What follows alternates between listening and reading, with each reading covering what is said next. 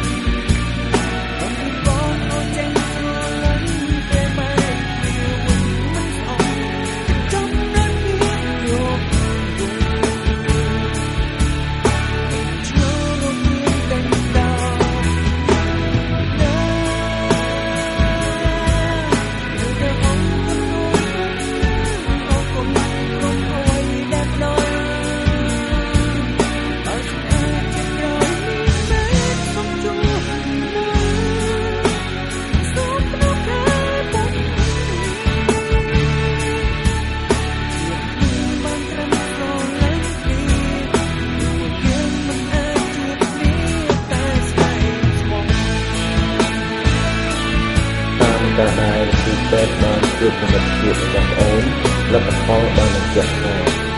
គឺរបស់បងប្អូនស្រីគឺមានជំងឺមួយដែលគេហៅថាជំងឺហានឈាម